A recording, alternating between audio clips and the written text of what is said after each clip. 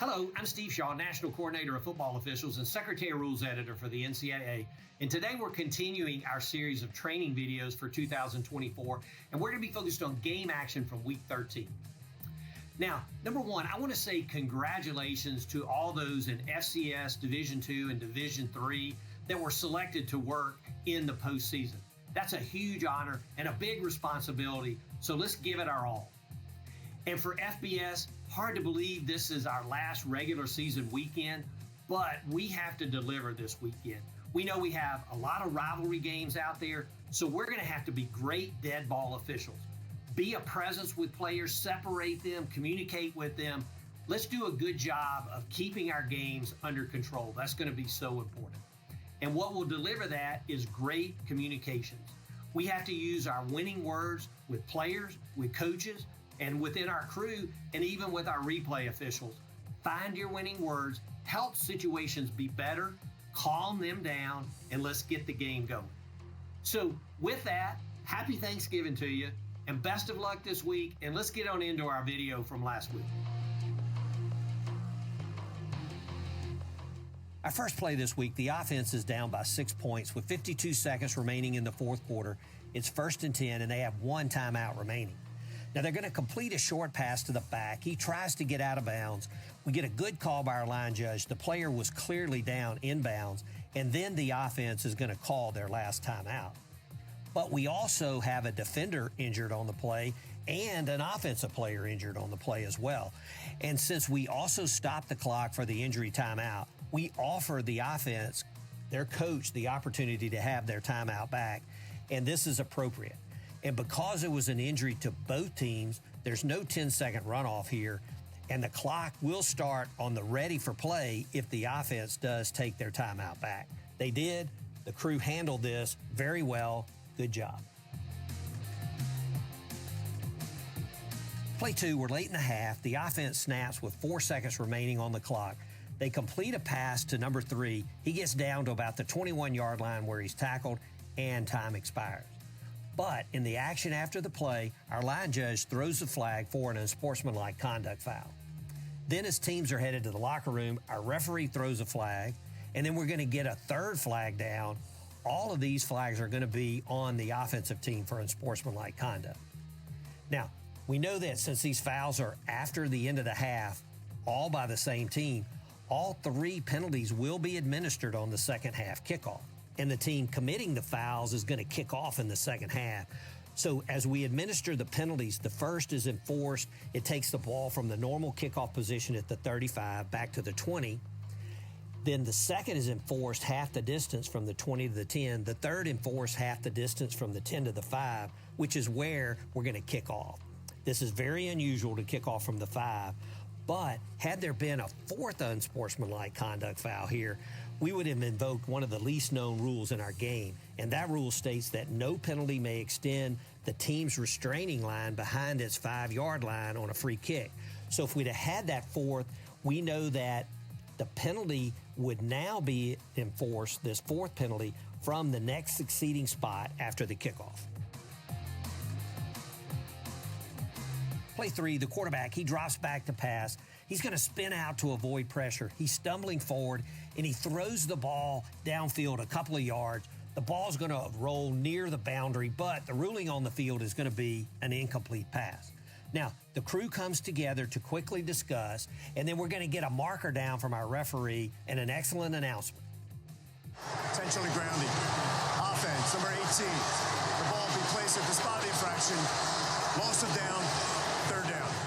As we go back and look at the replay, there's a receiver kind of in the direction, but he's 10-plus yards from the quarterback, and this is clearly grounding. And also, let's remember, our new guidance listed in our officiating standards under other passing situations, it states that up to 5 yards between where the pass lands inbounds and the nearest eligible receiver may be used for determining in the area during short passes or when the receiver is relatively stationary on the field. So clearly, even without the standards, I think we'd all agree this is grounding. But with the new guidance in our standards, this is clearly a correct call by the crew. Play 4, the offense is snapping just outside the red zone. The quarterback drops back, he throws down the near side boundary, and the ball is going to fall incomplete. And then we see the side judge throws a flag for defensive pass interference.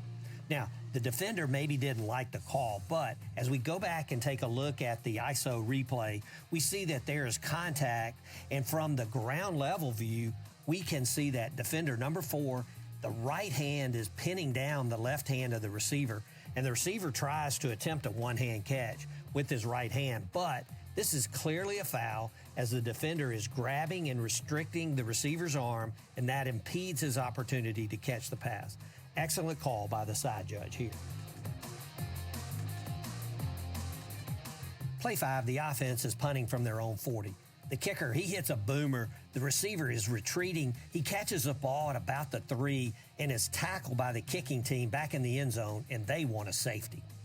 Now, this is a great job by our back judge. He gets his beanbag out to mark the spot where receiver number 13 made the catch. And we know that if the player catches or recovers the kick inside the 5 and their original momentum carries them back into the end zone and the ball remains in the end zone, and it's tight here, but the ball does remain in the end zone, and it's declared dead in the end zone, it's not a safety, but the ball belongs to the receiving team at the spot where the player gained possession.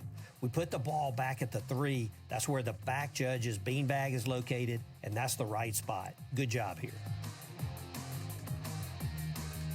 Play 6, the quarterback, he drops back. He's going to throw downfield. There's a big hit by number 1 of the defense, and the receiver somehow, he holds on to the ball.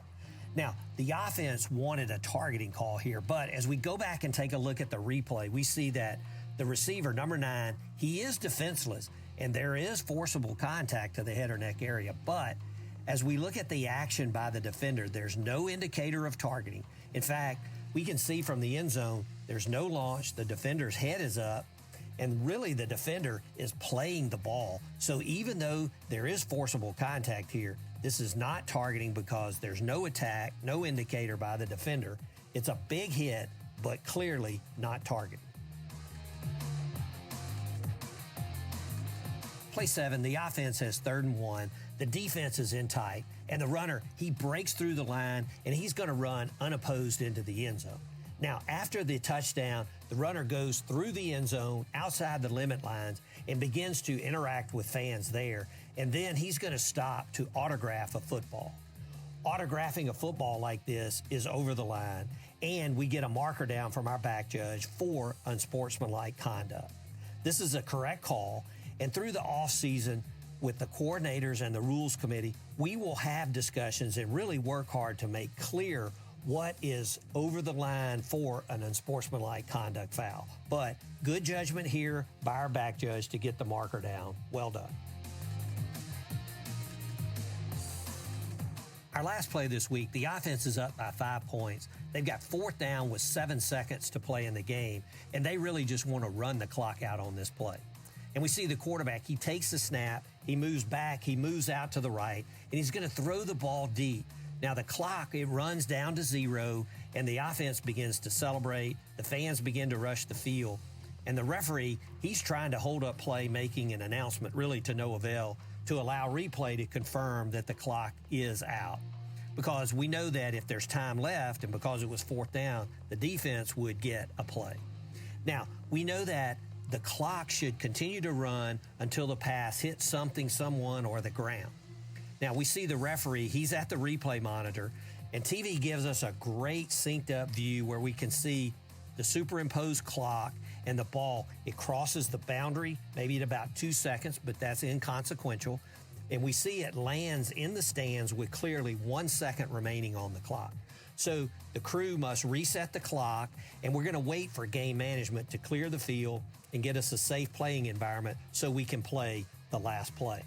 Now, I will say we've received a lot of questions. Should this be a penalty on the fans for rushing the field, a delay of game, or unsportsmanlike conduct? But by rule, we know that fans are not subject to the rules, and this crew correctly deferred to game management to restore order and allow the game to be resumed. Now, this is going to be an issue that will be discussed by the rules committee in the offseason, but good job by the crew here. Well, that's it for our plays this week. Let's learn from these together as a crew. That's so important. We want quality fouls as we enter our last weekend of the season. Make it be there. Make it be a quality foul before we get our marker out. Great communications is so important with everybody this week. Make sure we display our integrity, courage, and poise. And above all things, keep hustling. Best of luck to all, and happy Thanksgiving